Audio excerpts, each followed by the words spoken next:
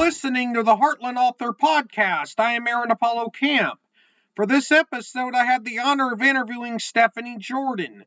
Stephanie is the author of the book Believing in Boundaries, a nonfiction book about personal boundaries.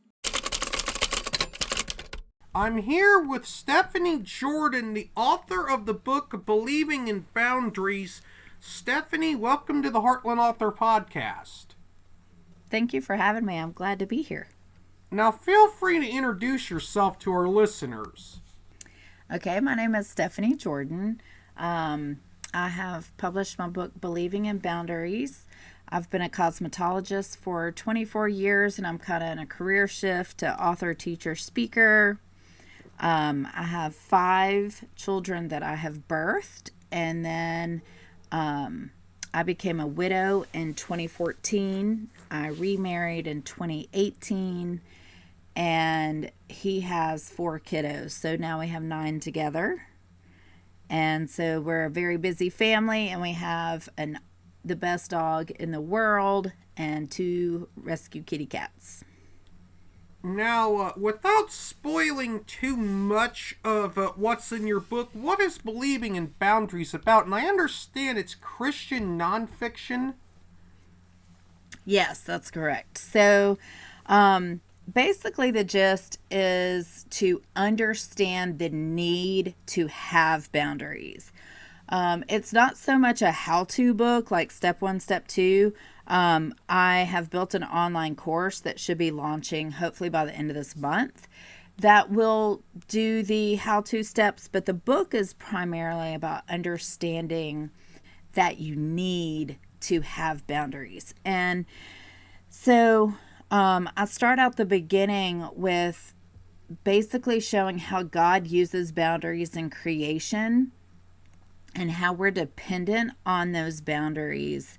For example, if water crosses its boundaries, it becomes chaos. We have tsunamis and hurricanes and tidal waves and things that create chaos when water crosses its boundaries. And so God set boundaries in creation, and as image bearers of God, we also should set boundaries as well. And that's just a physical representation, which I mimic later in the book on human level, but there's also relational boundaries with God as well. So I use a lot of that in my book to explain the need for understanding the importance of boundaries.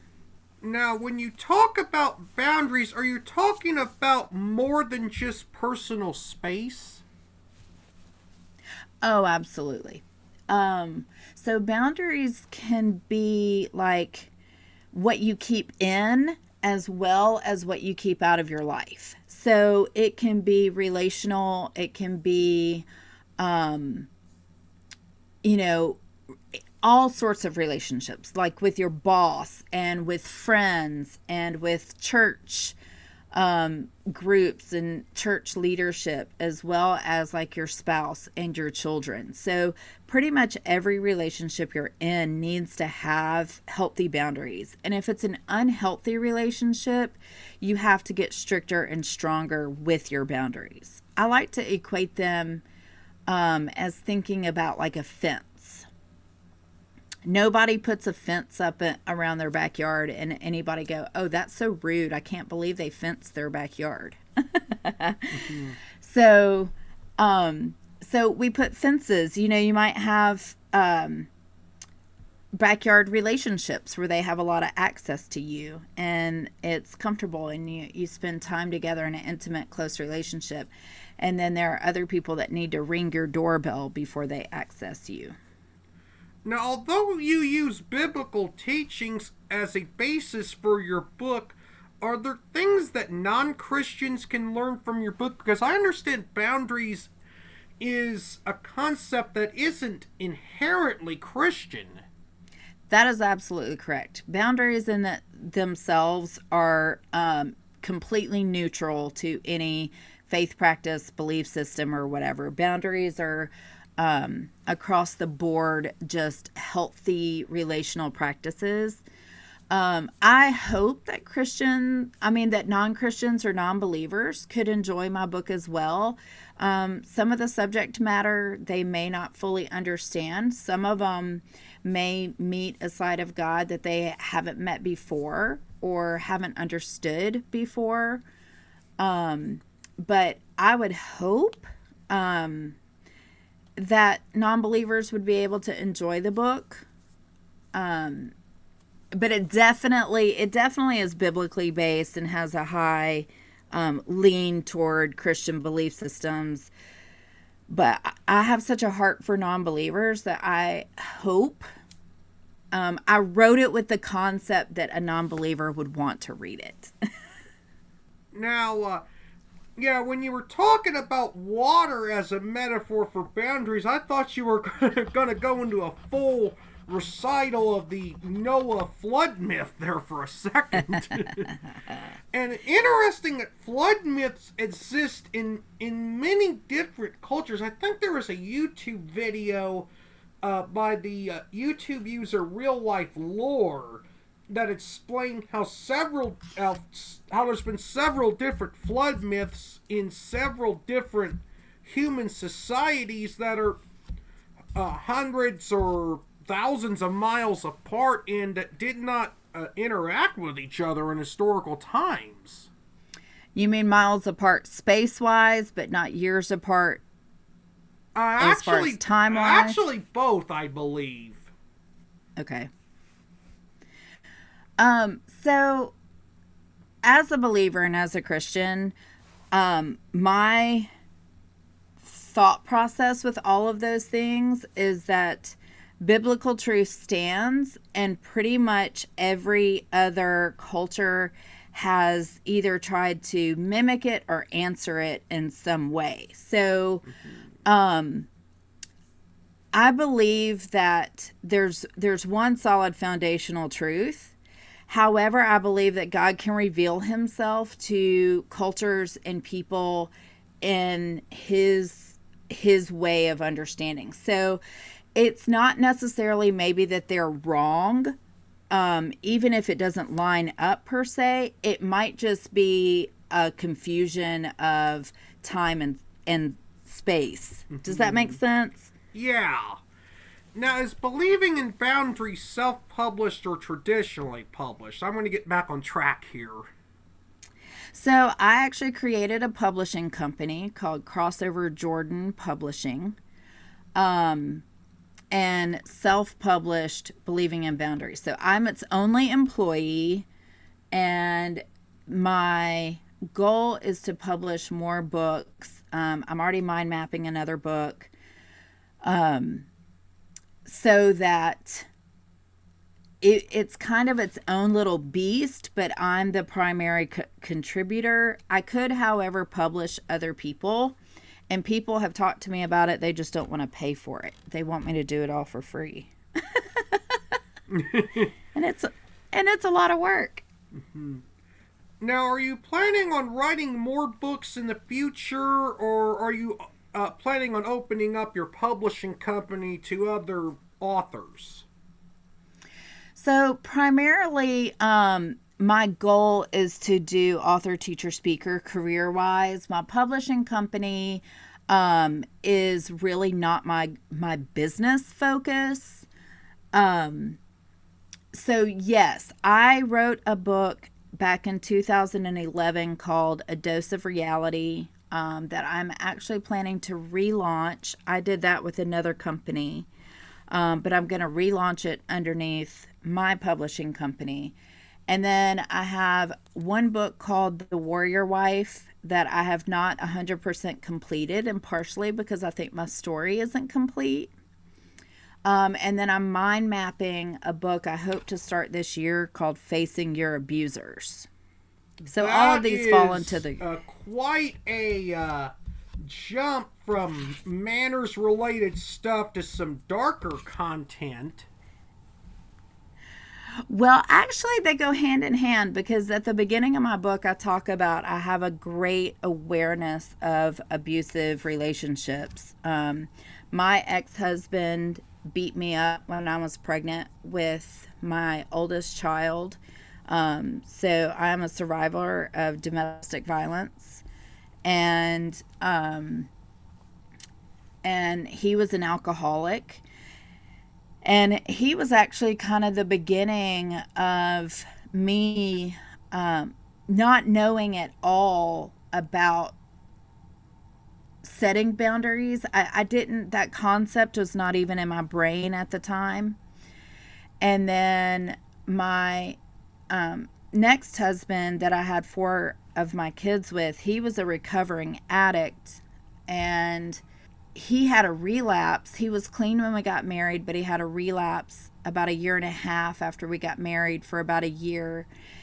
And that was when I started realizing my own codependency, my own lack of setting boundaries. My part of the addiction cycle was when he went to rehab for his drug use. And so this whole book, the Believing in Boundaries book, has been 20 years worth of living my own life and having to learn how to set boundaries with relationships and hold boundaries in intimate relationships. And so it really, the facing your abusers part really is kind of a co-partner with boundaries, because when you have to face people that have been abusive with you, boundaries is critical. And unfortunately, we are not always able to get away from people that have been abusive to us in our lives. We would like to think that you could just cut and dry, get away, but that's really not always the case. And so I really want to touch on those people that are still having to face people that were abusive, and how to heal from that, set boundaries. So it's kind of a co-partner in some ways, but definitely the content is going to be much, much harder for sure. And I'll go into a little bit of some of my own personal stories. Now, I've never been abused, thankfully, and that is scary that you were abused, especially while pregnant. Yes, it was terrifying. Still one of the worst things I've ever been through in my life. Absolutely. Yeah, my dad, early on in his adulthood, was an alcoholic, and my older brother would be subjected to his bad behavior as when he was drunk, and he eventually sobered up, and he did drink occasionally after I was born, but he never returned to being an alcohol addict, thankfully. And I'm quite thankful that in the 30-ish years that my dad and I were both alive, he died in April 2020 from a sudden cardiac event. Oh, wow. Yeah, but I'm forever thankful that I was never subjected to my dad being an alcoholic. It's awful, and it's devastating to watch somebody kill themselves that way. My ex actually just passed away in March of 2022 from alcoholism. He never got sober, ever. Now one thing that I like about writing a book, and you do not, is book editing. You dislike the book editing process, and why is that? I'm not a great detail person. I am now I love editing in that I love sentence structure, because I'm totally a word nerd. So I love sentence structure and the formation of language. The Oxford comma and I have some serious relational issues. But basically, it's all detail. Editing is all the detail. Like, you can literally read one sentence 15 times to try and see if it works and it actually translates. So when you're writing as you speak and as you think. But I need you as the reader to be able to translate what I'm saying properly. So if you think about text, the issues with texting today, like how many times do people get offended by a text because they're reading something and they're putting their own spin to it? I do call it the jerkometer. So if somebody's reading a text you sent them and they get angry at you, it's their own jerkometer that they're going by.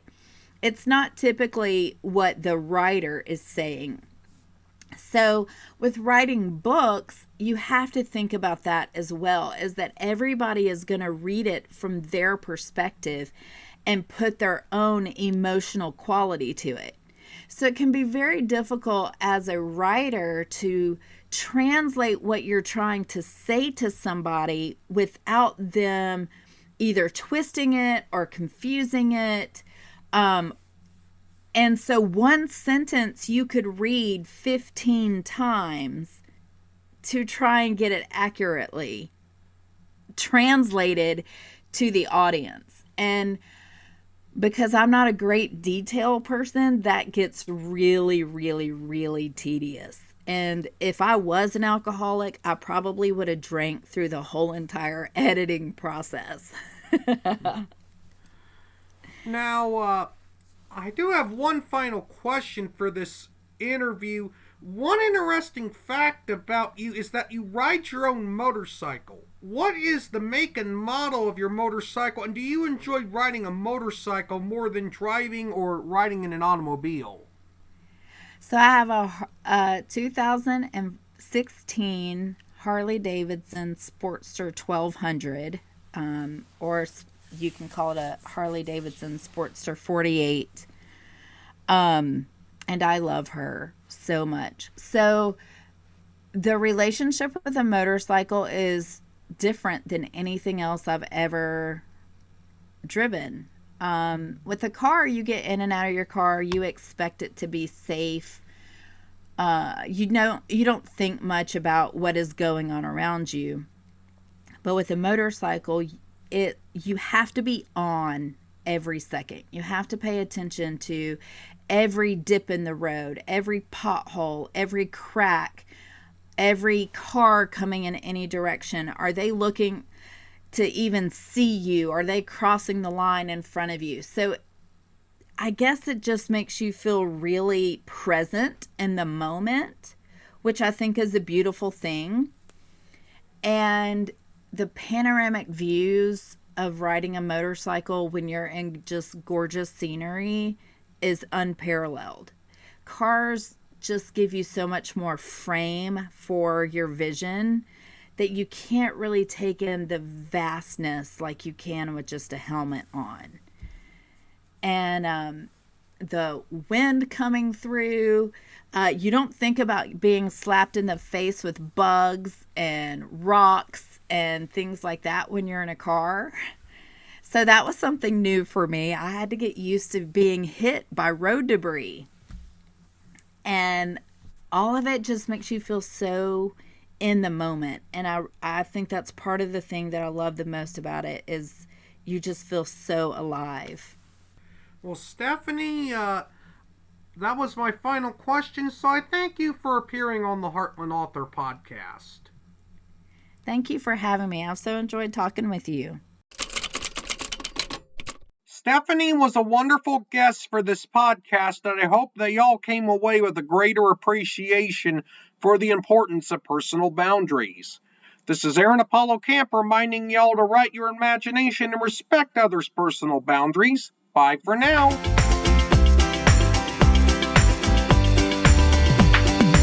You can learn more about me and my book writing projects at campaaronapollo.wixsite.com/authoraac. You can follow me on Twitter and Facebook at authoraac and on Instagram at aacscribe. Copyright 2023, Aaron Apollo Camp, all rights reserved. This podcast episode is intended for the private listening of our audience. Any reuse or retransmission of this podcast episode without the express written consent of the podcast host is prohibited, except under fair use guidelines. Royalty-free music and sound effects obtained from https://www.zapsplat.com.